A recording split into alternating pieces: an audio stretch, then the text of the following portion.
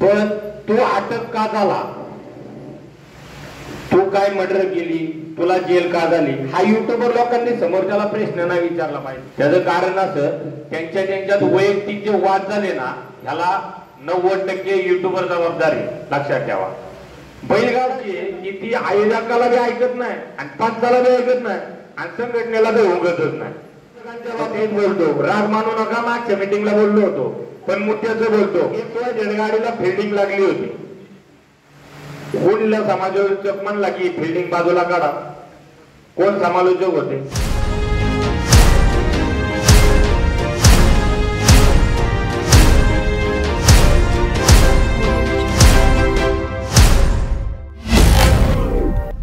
मोठ्यांना बारीक करता, बारक्यांना मोठं करता.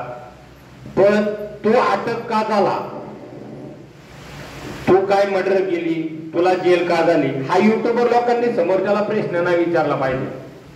त्याचं कारण असं, त्यांच्यात वैयक्तिक जे वाद झाले ना, ह्याला 90% युट्यूबर जबाबदारी. लक्षात ठेवा. बैलगाडा क्षेत्राबद्दल त्यांना प्रश्न विचारा किंवा त्यांच्या बैलाबद्दल विचारा. तुम्ही वैयक्तिक त्यांना विचारू नका. हा तुला काय म्हणला त्याच्यावर तुझं काय उत्तर आहे. आपला असं झाले एबीपी माझा गत अजितदादा पवारांना दादांना एक प्रश्न विचारवायचा, बरंच म्हणायचं देवेंद्र फडणवीस असे बोलले, त्याच्यावर काय तुमचं उत्तर आहे. त्याच्यामुळं हे फार वाद फार टोकाच्या गोष्टी केला गेले ते लोकांनी. त्याच्यामुळे युट्यूबरनी सगळ्यात मोठा मुद्दा आहे, तुम्ही वैयक्तिक बैलगाड्याबद्दल चर्चा करा त्यांच्या संग. वैयक्तिक बांधण्यावर वैयक्तिक कुठल्या विषयावर जाऊ नका. ह्याच्यानी कुणाचे कुणाबरोबर वाद होईना असं काय करू नका. दुसरा मुद्दा आहे, आपली जी संघटना आहे, सगळ्यात मोठं संघटनेचे जे पदाधिकारी आहेत आज इथं जमलेले, ह्यांनी कसल्याही प्रकारची चूक करू नका. सगळ्यात महत्वाचा मुद्दा, जर संघटनेचा माणूस चुकला, त्याची जर चूक सापडली तर बाकीची लोक आपल्यावर विश्वास ठेवणार नाही. डायरेक्ट आमच्या तोंडावर म्हणलेली आहेत लोक, संघटनेची माणसं चुकत्यात, आम्ही का नियम पाळायचे. सगळ्यात मोठा मुद्दा आहे, संघटनेच्या लोकांनी स्ट्रिक्ट भूमिका घेतली पाहिजे. एखादी फायनल कमी होईल, पण संघटनेच्या लोकांची कुठलीही चूक मैदानात निदर्शनास येणे ही सगळ्यात मोठी चुकीची गोष्ट आहे. दुसरा आदर बैलाबद्दल पहिल्यांनी आता डिसिजन घेतलेला आहे. मैदान ही बरोबर आहे वेगळी झाली पाहिजे, कारण की आता सध्या पावसाळ्याचा सीझन चालू आहे, लोकांचा कमवायचा सीझन चालू झालेला आहे. पावसाळ्यात जायचं 700 गाड्या नव्हत्या होत्या. त्याच्यानंतर आजची फायनल उद्या जाती, आपण पुण्यावर जाऊन राहणार पुढं. ठीक आहे, आयोजकांना पैसे भेटले पाहिजे, तर त्यांना ते प्रोत्साहन भेटले पाहिजे. ते का आयोजक लॉकडाऊन मैदान भरवणार नाही, पण आजच हे मैदान वेगळं दुसरं मैदान वेगळं ह्याचा डिसिजन आपल्याला झालेला आहे.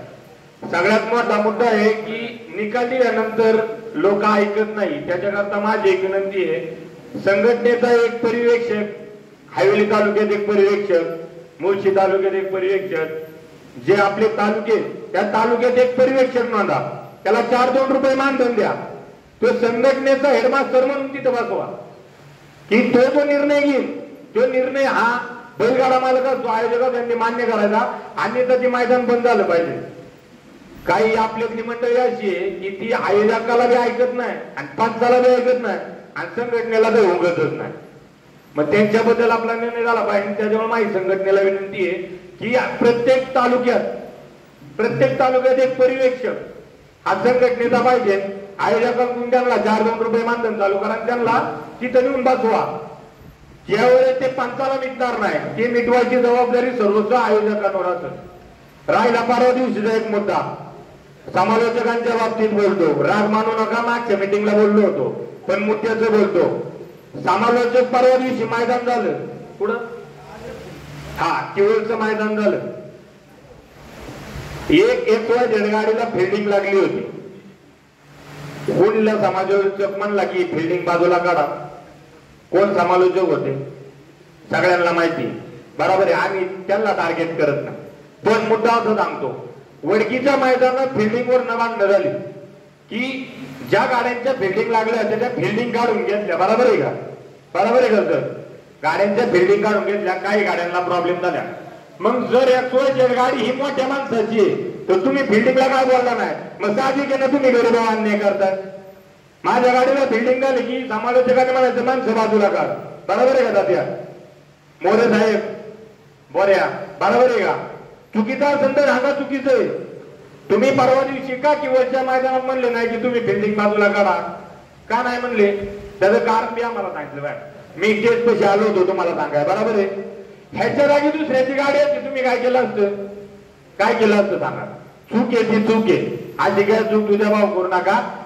मैदानात आला तो किती करोडपती असू दे, तो कोण जागेदार नाही, ज्याचा बैल पोहतो तो श्रीमंत, बैलगाडा मालक श्रीमंत, तो करोडाची प्रॉपर्टी आहे. बंदूक लावून आला काय फरक पडत नाही.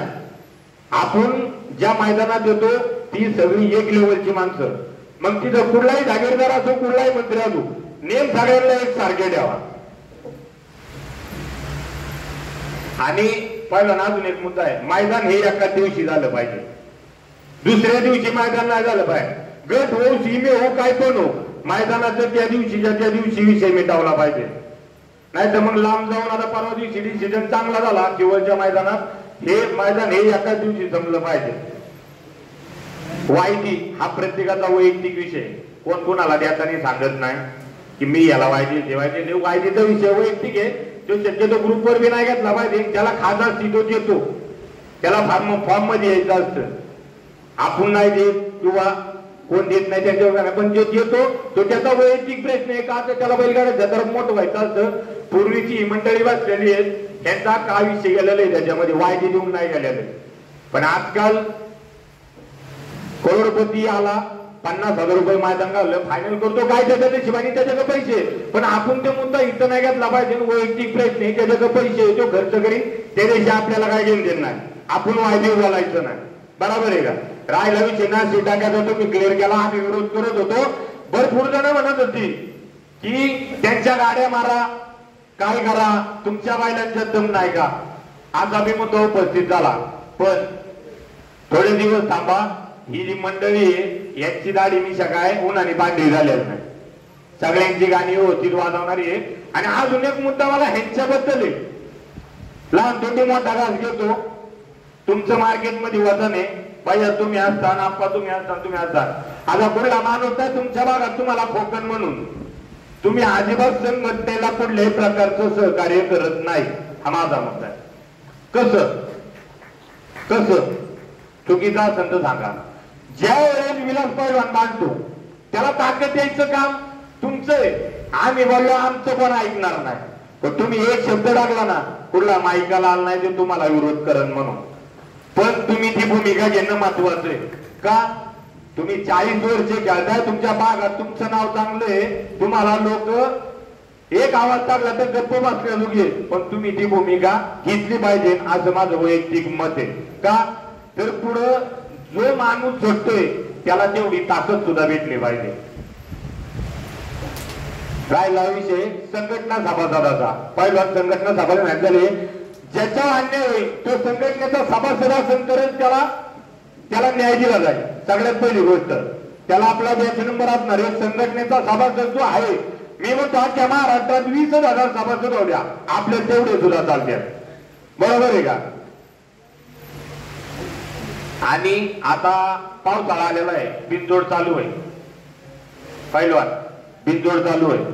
टक्केवारी बद्दल भूमिका स्पष्ट नाही केली तुम्ही मागाशी, हा तर ती भूमिका स्पष्ट करा. आणि बिनजोड नाही